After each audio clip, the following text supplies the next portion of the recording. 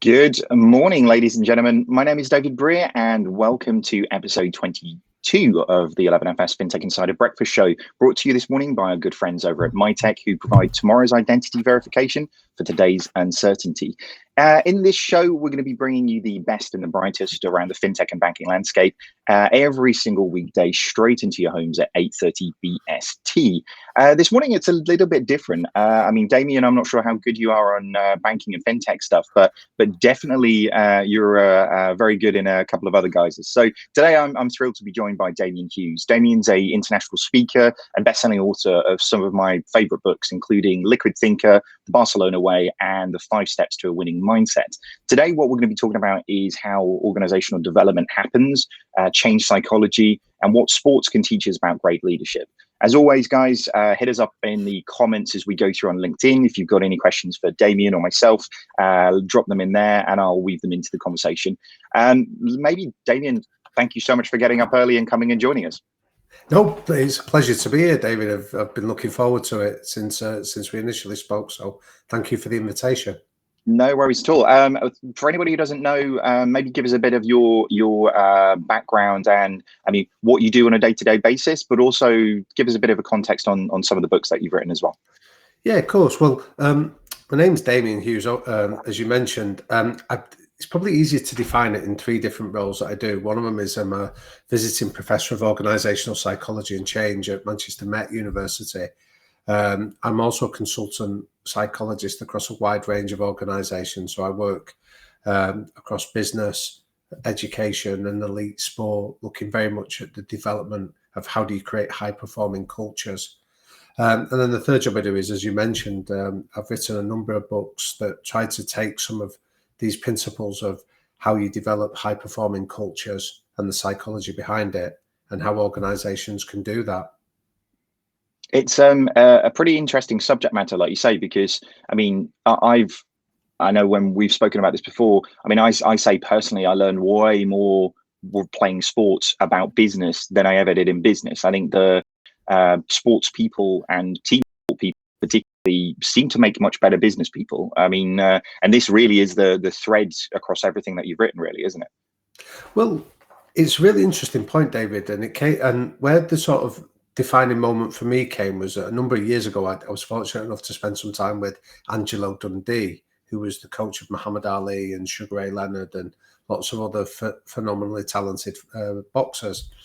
And in the conversation that we had, I kept referencing fighters. I kept saying, asking him about the fighters that he'd worked with. And Angelo stopped me at one stage. He said, "Damian, can I just clarify something?" He said, "I don't work with fighters. I work with young men that just happen to fight for a living." And he said, "The people I work with are people, not fighters."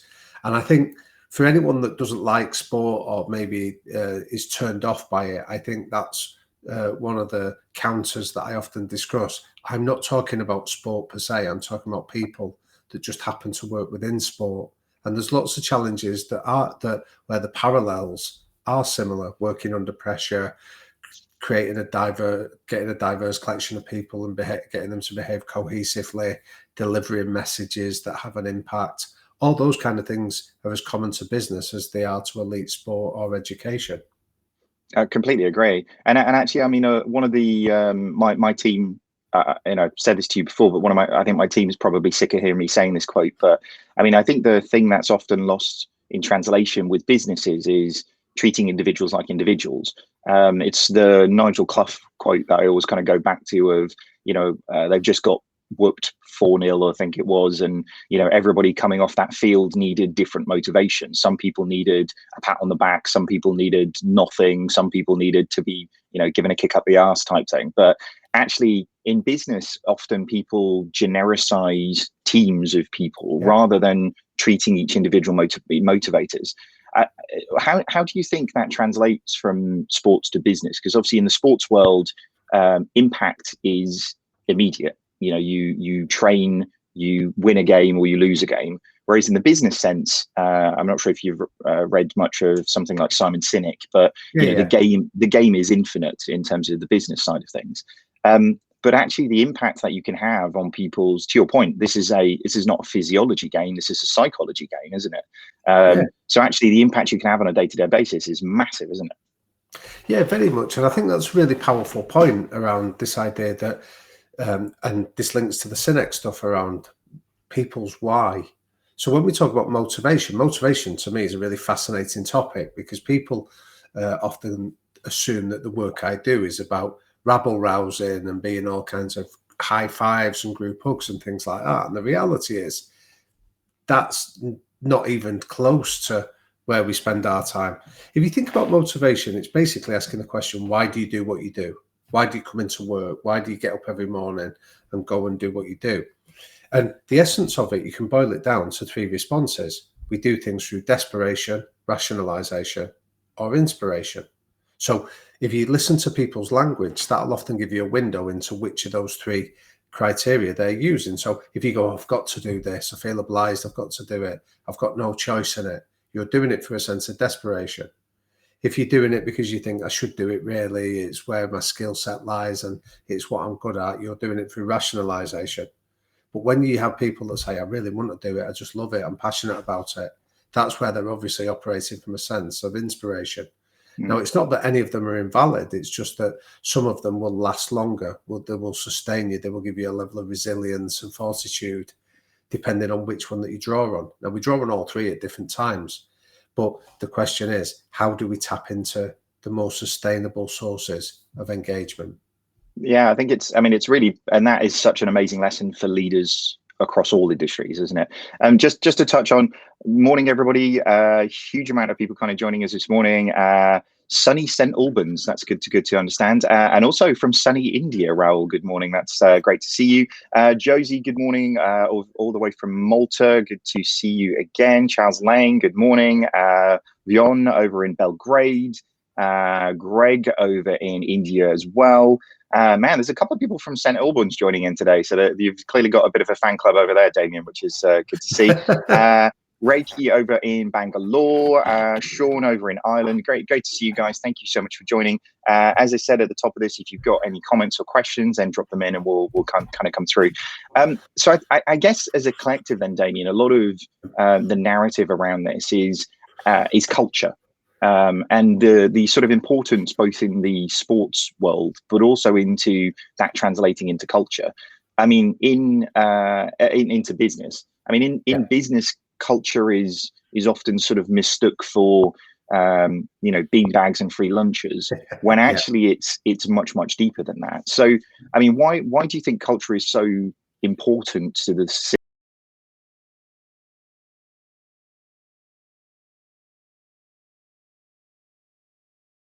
misunderstood? Because people, like you say, it's easy to then make light of it and think it's about the group hugs and the high fives and things like that. So the first thing to establish is actually not what is culture, but what type of culture does your organization have? And I often direct people to the work of a couple of organizational psychologists at Stanford University called Barron and Hannon that did a phenomenal study on this in Silicon Valley. And what they identified is that when people sort of allow culture to happen organically, traditionally you will get one of 5 different types that emerge. So the first question is giving people an understanding of what of these 5 types of culture do you think you have? Now, if I give you a very quick run through of them, some organizations go down a star culture, and that's where you go out your way to recruit the best talent, pay them the most money, give them the best facilities, and then you sit back and wait for all that talent to come together. Now, within our culture, what we find is that we often get blinded by star cultures because when it works, like Google, for example, the success will be spectacular. When it goes wrong, the failure will be equally spectacular. The second type of culture you get is an autocratic culture. And this is often found where you might have a charismatic founder or a chief exec. So it becomes their way or the highway. They set the tone for the standards. The third type of culture you get is a bureaucratic culture, and this is where middle managers run the show. So it's very much about running the place by policy, procedure, rules, regulations. Decisions are made by a committee and consensus. The fourth type of culture you get is an engineering culture, and this is where you bring in people with a high level of technical expertise, and you give them, and what you often find in those organizations is you'll get silos that emerge quite quickly as people defend their knowledge base.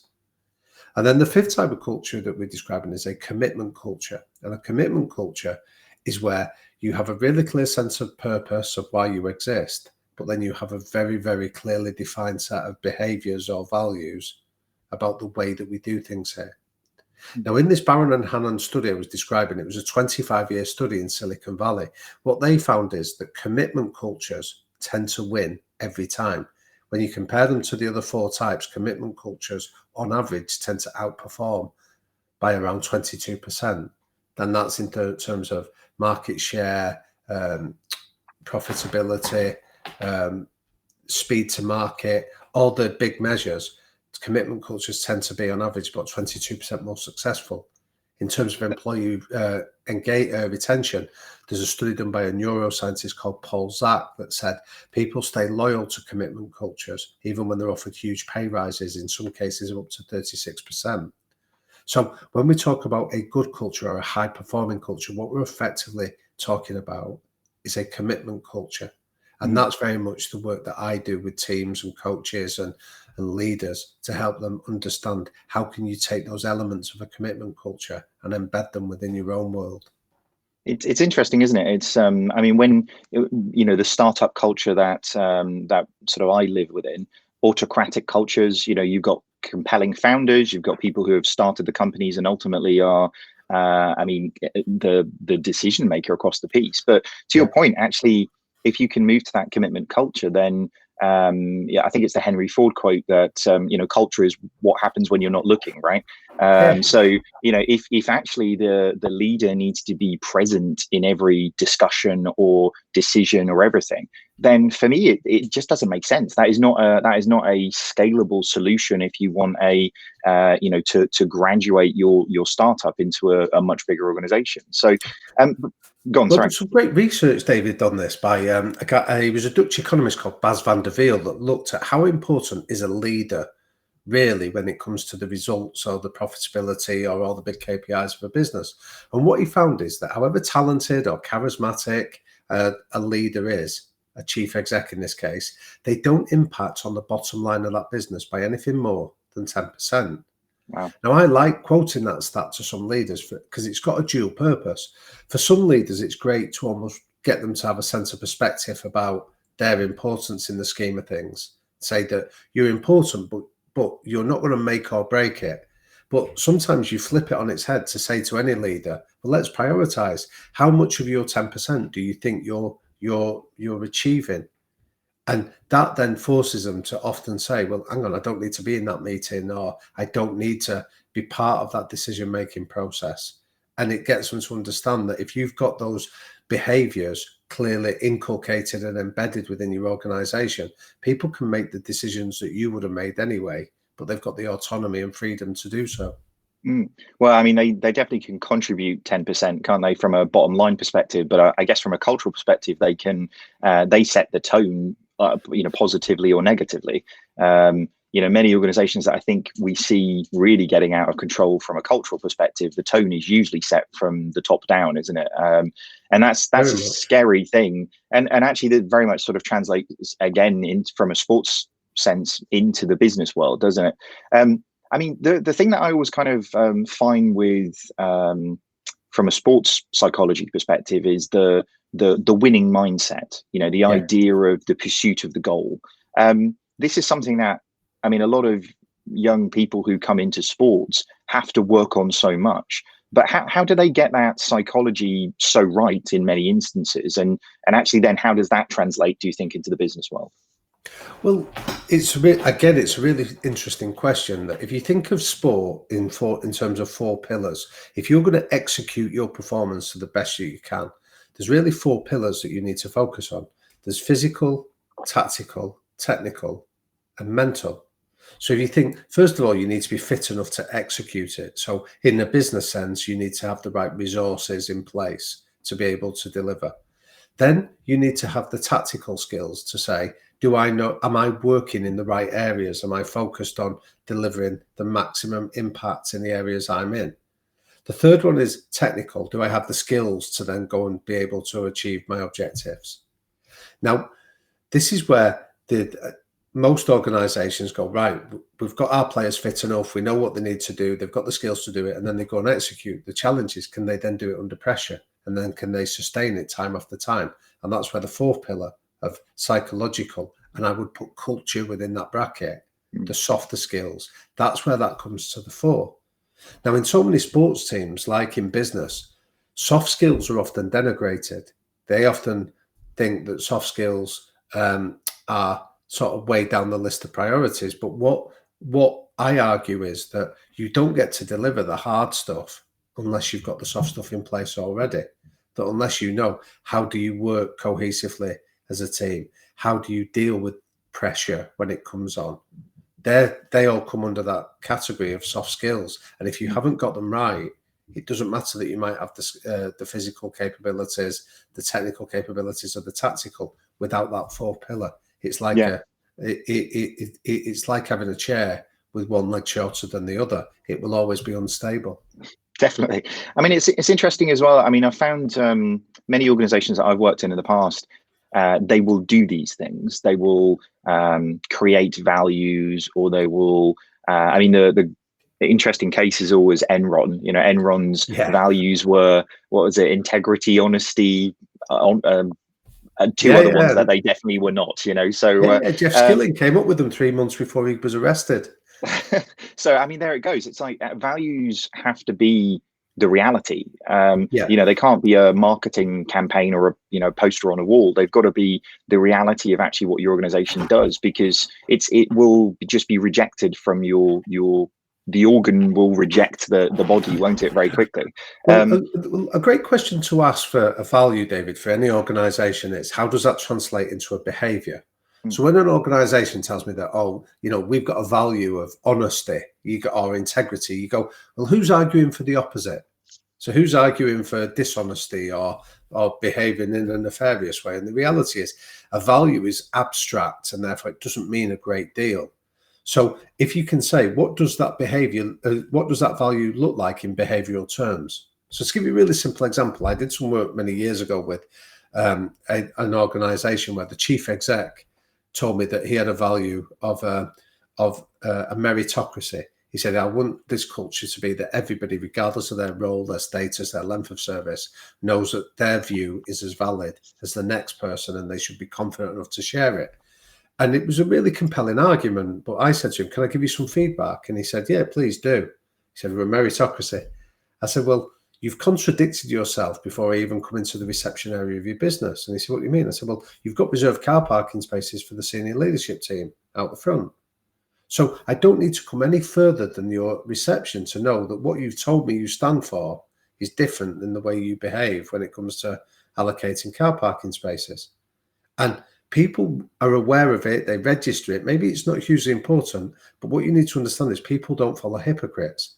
So when you're standing up there telling me that everybody's equal, but you get the best car parking space every day because of the nature of your position in the organization, somewhere in somebody's mind, your staff are thinking, you don't quite do what you say you would do. What you say versus how you behave is different. So I think a nice test of any organization that has values is to say, now translate it into behaviors, because your behaviors should reflect your values in action. It's interesting because it's I mean, I always say I'm a massive believer in macro management over micromanagement, because I believe if you don't give people the space to actually think about things, then actually you're taking out their personal perspective from them. I mean, you've got a really good steps process. Do you want to just unpack that a little bit? Because I've kind of referred to it a few times actually to people at 11FS since then, and you articulated it infinitely better than I did of basically leaving gaps for people. But do you want to just talk through that key principle? Because I think a lot of people can confuse creating values and creating attributes as micromanagement and almost taking out personal responsibility. But actually it's not that. It's setting the framework, isn't it? But you've got to, like say in your steps process, do you want to, I'll shut up, you talk about it, it's great. No, thank you. So where the steps process came from, just for anyone that is interested, is that what I did was for one book that I worked on, I spent 3 years traveling the world, interviewing, meeting and observing elite sports coaches and the cultures that they created. And what I was looking for was, again, not about the sports they were in, but how do you sort, like, what were the common grounds? And there was 5 things that I found. Now, I gave it the acronym STEPS because I wanted it almost to serve like a mental inventory or a shopping list for anyone that read it. So this isn't to say there's a formula or there's a silver bullet, because there isn't, but there are 5 questions that when it comes to creating a culture are worth reflecting on. So the first one is things simple? So have you made it as simple as you possibly can? Because we live in a world of infinite noise and distraction. So if your ability to translate things in the simplest terms possible is hugely important. So one coach I met did a great example where he threw me a tennis ball. He said, catch that. I caught it. He said, how did you find that? I said, it was easy. So he said, he threw 2 balls at me. He said, catch them both. I managed to do it. He said, how did you find that? I said, it was a bit harder, but it was manageable. Then he threw 3. Then he threw 4. And then he threw 5 balls at the same time. And the reality was I struggled to catch one on the 5th occasion. And his point was, great cultures are not about throwing information at people. It's about taking the time to work out how much information can people deal with. So there's almost a filter that says, what's the most important thing we need to focus on today? And it's about this forced prioritization. The T part of it is about creating an environment where people can think. And the easiest barometer of people thinking is simply how many times are people asking you questions? Because I hear so many organizations, or I'll speak to leaders that'll express frustration and go, you know what, we do Q&A sessions and nobody asks anything, or we do suggestion schemes for improving the business and we don't get anything back. We know that people have got plenty of things they say to it themselves. And my answer to those leaders is you're getting feedback, and the feedback should be deafening you, because what that silence is telling you is they either don't trust you or they don't feel safe in your company. And that's why instead they've gone into freeze mode. They keep their heads down and are disengaging with you. So if you want a barometer for how much thinking is going on in your organization, have a look at how many people are making suggestions or asking questions. Because when you ask a question, there's 2 things happening underneath the surface psychologically. The first thing is people are demonstrating psychological safety, that they can ask a question without worrying about the consequences of getting it wrong or not knowing. And the second thing they're doing is they're giving you the opportunity to develop and establish a relationship of trust. So how you deal with that question is critical. The E part of the acronym is around emotional intelligence. And what I would say here is I've yet to go into any high-performing culture that doesn't possess high levels of emotional intelligence. The best example I can offer you on this, David, was that I went to a boxing gym in Detroit called the Kronk Boxing Gym. That to get there, you had to pass through one of the poorest areas of the city. So you don't need me to over elaborate in terms of the social dysfunction, the guns, the gangs, the drugs, the crime. And it was quite intimidating. But the man I met was a head coach called Emmanuel Stewart. And when I got there, he said, Damian, he said, how do you feel coming into my world? And I gave him a polite answer. I said, I'm great. It's great to be here. I'm really excited. Thanks for hosting me, Manny. And then he said to me, how do you really feel? Now, I don't know if you've ever had verbal diarrhea, but I found myself stood in front of this man that I've long admired, just jabbering away about how I was intimidated and I was feeling a bit nervous and I was scared and I didn't want to waste his time. And what he did next was brilliant. He said, thanks for being honest. He said, that means me and you can work together effectively. Now, when I got to know him better, I said to him, why did you ask me that second question the first morning we met? And he was bemused. He said, I always ask the second question. He said, the second question is when we start working together. I said, what do you mean? He said, let me explain. He said, when you turned up in my world, he said, I saw a nervous looking white English guy coming into a black neighborhood in quite an intimidating environment. He said, and so when I said, how do you feel? Your answer to my question led me to one of 2 conclusions. He said, you're either a liar or you're a sociopath. He said, so the second question speeds that conversation along. And when I said, how do you really feel? Your second answer told me that you were telling lies, but you were trying to do so to be polite, which meant we could work together. But he said, every child that comes into my world feels the same way you do. They feel nervous, a little bit frightened, they're overawed, they're feeling a bit out of the depth. He said, and I think I'm the best coach in the world at this sport. He said, but I understand I can't coach you when those emotions are clouding your judgment. Now, Manny Stewart, I would say this with real affection, he's passed away now, but he's probably the least educated man I ever met in the course of the research of it. He had no formal education to speak of, but he was the most street smart and wise by a million miles. And he had a great definition of emotional intelligence. He said, I work on the basis of control, of contain, then explain. And those three things are about, I need to contain your emotions. I need to make you feel that I value you, that I care about you, that I'm invested in your success, that you're safe in my company. And then when you're convinced of that, I can then explain how you're going to contribute to the cause. But that can't happen in any other way. And that goes back to that soft skills that define it. The fourth part of it is about practicality. So stripping our language of jargon and bullshit and corporate terms and just making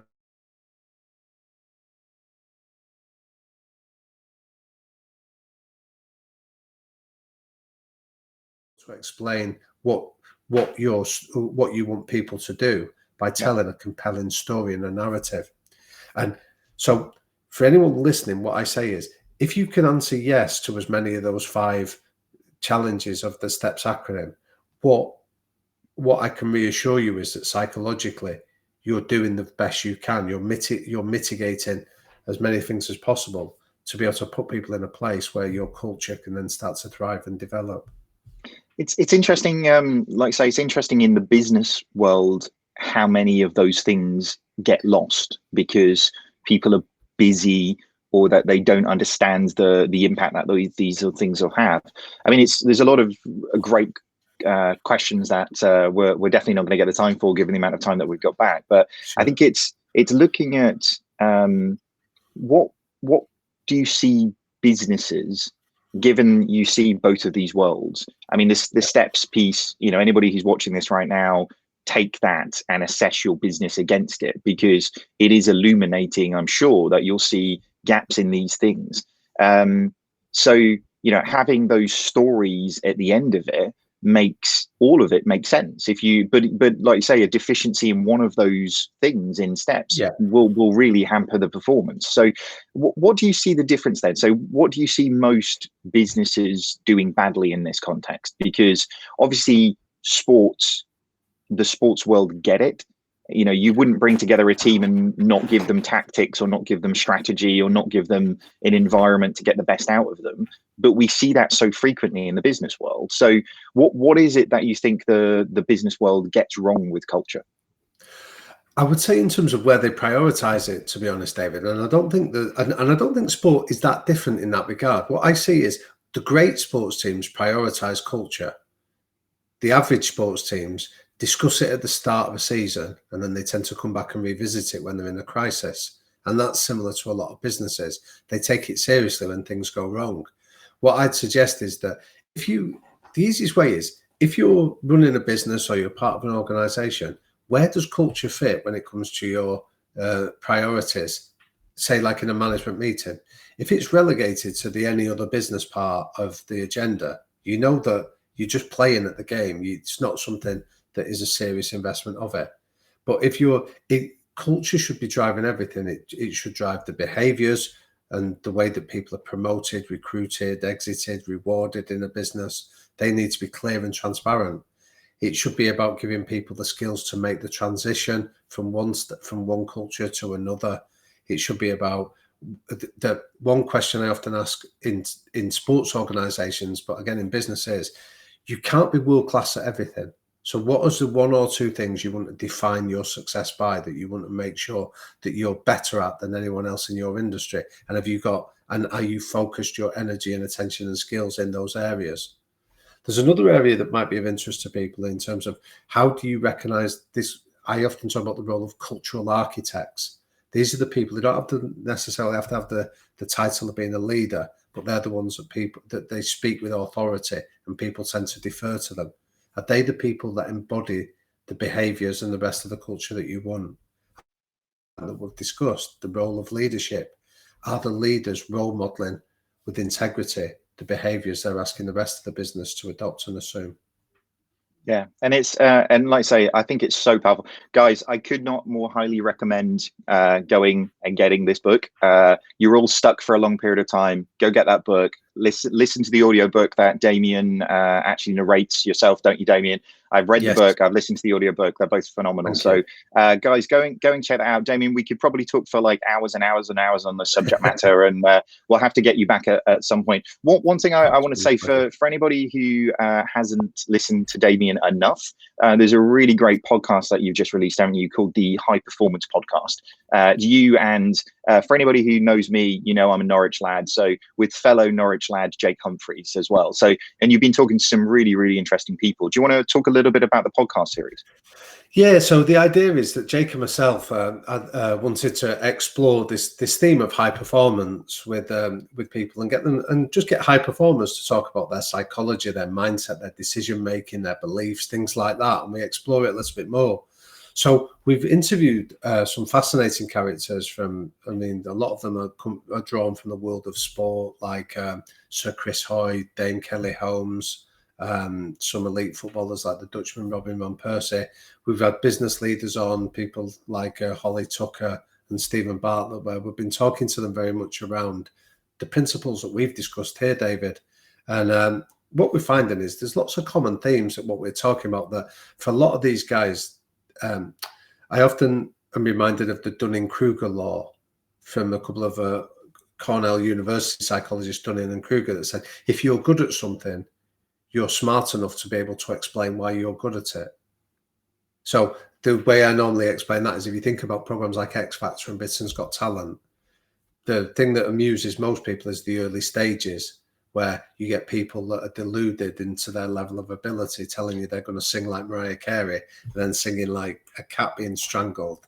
That's the Dunning-Kruger law playing out. We're amused by the fact that they're bad and don't quite realize how bad they are. But on that flip side, elite performers tend to be pretty good at explaining why they're good. They don't attribute it to luck or factors like that. They can often explain the controllable bits. And the High Performance Podcast very much shares some of those insights for people that might be interested in how they take those principles into their own life or business. It's great. A real great listen. Highly recommend everybody picking it up. I mean, what I love about the things that you say, Damian, and the writing that I've kind of read, so many people talk about culture, but they make it a ethereal, non-impactful, non-ROI driving thing. Everything you say, you know, performance is in everything that you say. And I think that is what culture is. It's driving the performance of the individuals within your organization. And it's creating that common vision, that common goal of what. Definitely I've experienced in plenty of sports that I've played, not so many businesses. So so it's great reading. Definitely tune into that, everybody. Unfortunately, we're going to have to wrap up now, but Damian will definitely get you back at some point. Thank you, David. I'll get you up early again in Manchester just to get up and get on the show. So for anybody who wants to learn more about you, Damian, where can people find out more information? Go to the website liquidthinker.com. There's a contact page, and if there's any questions that I'm conscious we've not been able to answer, please feel free to drop me a line at the contact page there, and I'll pick them up and I'll get back to you within the next few days. Fantastic. Well, thank you again for joining us. All we've got time for today, I'm afraid, folks. Have a great day, everybody. Stay safe. See you tomorrow, where I'll be joined by Alex Freen, who is the head of corporate affairs over at Starling Bank. If there's anybody else you fancy us getting on this show, I mean, I'm happy to get people up early and get them on here. So drop me a note in the comments or hit me on david@11fs.com. Thanks very much, guys. See you tomorrow. See you later.